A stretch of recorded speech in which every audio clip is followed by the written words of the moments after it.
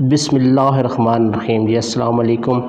آج جو عذاب الہی پوری دنیا میں اللہ کی نافرمانی، دولت اور جداد سے محبت کی صورت میں نازل ہو چکا ہے، ہر فرد توبہ توبہ کر رہا ہے، کیونکہ ہمارا شیوا بن چکا ہے کہ جب ہم پر انفرادی یا اجتماعی آفت نازل ہوتی ہے تو ہم خدا سے توبہ کرتے ہیں۔ جب پریشانی ختم ہو جاتی ہے تو پھر وہی خود غرضی کی زندگی شروع کر دیتے ہیں، نہ کسی کے کام آنا، اور بس دولت آ جائے تو ہر ایک کو اپنے سے کم تر تصور کرنا۔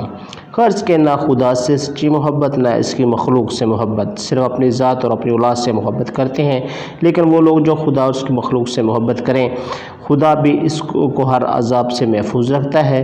اس بار سچے دل سے ہر شخص توبہ کر لے اور دوسروں کے کام آنے کا اپنے آپ سے وعدہ کر لے تو آفت ٹل سکتی ہے۔ یہ ایک ایسے شخص کی کہانی ہے جس نے سچے دل سے توبہ کی۔ خدا نے اس کے بیٹے کو ایک درویش کی دعاؤں سے صحت مند کی زندگی عطا کی اور آج وہ ایک بہت بڑی کمپنی کا مالک ہے، اور اس کے والد جن کا نام رانا آصف ہے، خدا کی مخلوق سے کس طرح کام آ رہے ہیں، اس کہانی کو پیش کرنے کی جسارت کر رہا ہوں۔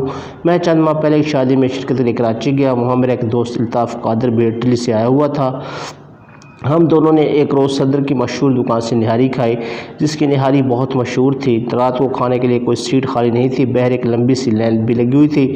خیر ہمیں مالک دکان کے سامنے سیٹ خالی ہونے پر مل گئی، حالانکہ بہت زیادہ ریٹ تھے۔ لیکن لوگوں کے پاس پیسہ اپنی ذات پر خرچ کرنے کے لیے ہے، لیکن کسی غریب کو ایک وقت کا کھانا کھلانے کے لیے نہیں ہے۔ پھر ہم نے بہرے سے پوچھا، یہ باہر لمبی سی لائن لگی ہوئی ہے، یہ کون لوگ ہیں؟ کیا مالک کی طرف سے ان کو مفت کھانا تقسیم ہوگا؟ اس نے اس طرح سے کہا، وہ سامنے جو مالک بیٹھا ہے یہ تو کسی کو ایک ٹائم کا کھانا بھی مفت نہ کھلائے۔ کافی عرصے اسی ٹائم ایک آدمی خاموشی سے آتا ہے اور رقم دے کر چلا جاتا ہے، لیکن اس شخص کو کسی نے نہیں دیکھا۔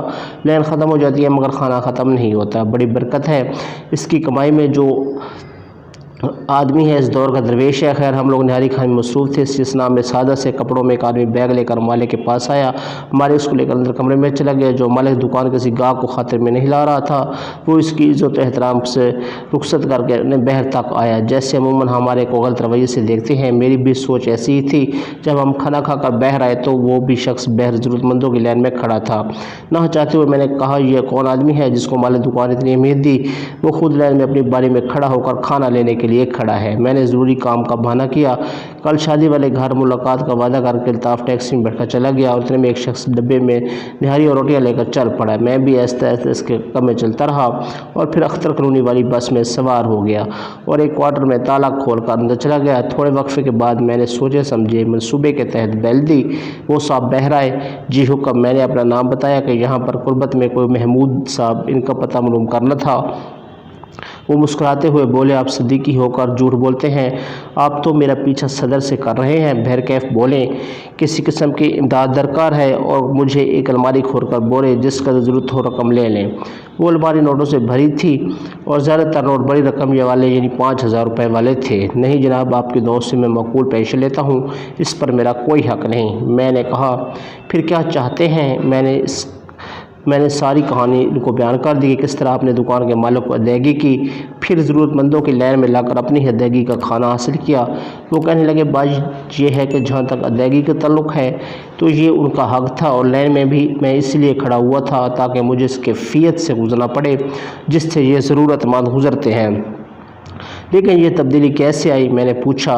ایک درویش فقیر نے میری زندگی بدل دی، اور میرے بیٹے یاسر کو ان کی دعاؤں کا توفیق اللہ تعالیٰ نے نئی زندگی عطا فرمائی، اور یہی آج میرے کاروبار کی دیکھ بھال کر رہا ہے۔ اور اس فقیر کی ہدایت کے مطابق خدا اور اس کی مخلوق تھوڑی بہت خدمت کر کے قبر کے عذاب سے محفوظ رہنے کی کوشش کر رہا ہوں۔ پھر انہوں نے اپنی فقیرانہ زندگی سے یوں پردہ اٹھایا، میرا نام وقار عثمانی ہے، میرے والد مرحوم ایک بہت بڑی کمپنی کے مالک تھے۔ ان کی وفات کے بعد تمام کاروبار اکلوتی اولاد ہونے کی وجہ سے میں مالک بن گیا۔ میری بیوی بھی ایک اعلیٰ خاندان کی پڑھی لکھی اور دولت مند تھی، اور اس کے دولت ہمارے گھر کی لونڈی ہونے کی وجہ سے بہت مغرور اور خود غرض تھا۔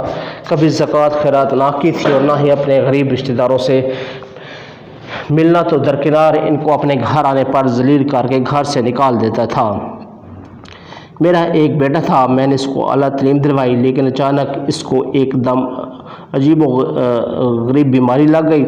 وہ زور سے چلاتا اور اس کا درد سے برا حال ہو جاتا۔ میں نے پاکستان اور جہاں تک کہ بہر کے ممالک کے ڈاکٹروں کو دکھایا، مگر میرا بیٹا چند ماہ میں سوکھ کر ہڈیوں کا ڈھانچہ بن گیا، اور ڈاکٹروں نے جواب دیا کہ یہ چند دن کا مہمان ہے۔ پھر مجھے اپنے خدا کی یاد آئی، اور خدا نے مجھے غرور کی سزا بیٹے کی بیماری کی صورت میں دے دی۔ جب وہ پکڑتا ہے تو کوئی چھڑانے والا نہیں ہوتا۔ میں اور بیوی رو رو کر اپنے گناہوں کی معافی طلب کرتے۔ میں نے زکوٰۃ خراج دینی شروع کر دی۔ ماہ رمضان میں اور میری بیوی نے پورے روزے رکھے اور اللہ تعالیٰ سے معافی کے ساتھ ساتھ یہ دعا کرتے، یا اللہ ہمارے بیٹے کو کم از کم عید تک زندہ رہنے دے۔ 27ویں رمضان میں اور میری بیوی روزہ افطاری کے لیے دسترخوان پر بیٹھے تھے کہ اچانک کسی نے بیل دی۔ میں نے بہرا کر دیکھا تو ایک درویش نما آدمی کھڑا تھا۔ کہنے لگا، بیٹا میرا روزہ افطار کروا سکتے ہو؟ میں عزت و احترام سے ان کو دسترخوان پر لے آیا۔ روزہ کھولنے میں دیر تھی۔ اچانک میرے بیٹے نے زور زور سے چلانا شروع کر دیا اور رونے لگا۔ ہمیں لگا شاید اس کا وقت قریب آ گیا ہے۔ میں اور میری بیوی دیوانہ وار روتے ہوئے اس کے کمرے میں داخل ہوئے، اور وہ درویش بولا، حوصلہ کرو، اللہ تعالیٰ پر بھروسہ رکھو، کچھ نہیں ہوگا، آپ لوگ بہر جائیں۔ ہم دونوں میاں بیوی روتے ہوئے بہر آ گئے۔ پھر کچھ دیر بعد آوازیں آنی بند ہو چکی تھیں۔ تھوڑی دیر بعد مسجد سے اذان کی آواز آئی، اللہ اکبر، اللہ اکبر۔ ہم نے روزہ افطار کیا۔ پھر ہم دونوں حضرات قریبی مسجد میں نماز پڑھ کے واپس آئے تو میری بیوی جو چند لمحے پہلے رو رو کر پاگل ہو رہی تھی، خوشی سے درویش کے پاؤں میں گر پڑی۔ عثمانی صاحب کی دعاؤں کے طفیل ہمارا بیٹا ٹھیک ٹھاک ہو گیا تھا۔ میں بھی ان کے پاؤں میں گر پڑا، اپنے بیٹے کو دیوانہ وار پیار کرتے ہوئے خوشی سے پاگل ہو رہا تھا۔ اچھا جناب، روزہ افطار کرانے کا بہت بہت شکریہ، اجازت چاہتا ہوں، میرا کام ختم ہو گیا۔ وہ جانے لگے تو میں نے نوٹوں سے بھرا ہوا بریف کیس لا کر ان کے قدموں میں رکھ دیا۔ یہ میری طرف سے آپ کو نذرانہ ہے۔ انہوں نے انکار کر دیا اور کہا، یہی وہ چیز ہے جس نے تجھے غرور سے بھر دیا تھا۔ تو میں نے ہاتھ جوڑ کر معافی مانگی اور کہا، کو نصیحت تو کر دیں، خدا اور اس کے مخلوق سے محبت کرو، جاؤ ان کاغذ کے ٹکڑوں کو خدا کی راہ میں خرچ کرو۔ میں نے سارا کاروبار اپنے بیٹے یاسر کے حوالے کر دیا اور اس کوارٹر میں آ کر اپنی زندگی انسانیت کی خدمت کے لیے وقف کر دی۔ تو ناظرین محترم، یہ تھی ہماری آج کی کہانی۔ امید ہے آپ کو پسند آئی ہوگی۔ آخر میں آپ سے گزارش ہے کہ اگر آپ مزید اسی طرح کی اچھی ویڈیوز دیکھنا چاہتے ہیں تو ہمارے چینل کو سبسکرائب کرنا نہ بھولیے، تاکہ ہماری ہر ویڈیو آپ کو ملتی رہے۔ اور آپ کو یہ بتاتے چلیں کہ ہم اپنے چینل پر ہر روز اسلامی واقعات، سٹوریز وغیرہ کی ویڈیوز اپلوڈ کرتے رہتے ہیں۔ تو آپ سے ایک دفعہ پھر گزارش ہے کہ چینل کو سبسکرائب کرنا نہ بھولیے، تاکہ ہم بار بار ملتے رہیں اور ایک دوسرے کے ساتھ رابطے میں رہیں۔ بہت بہت شکریہ۔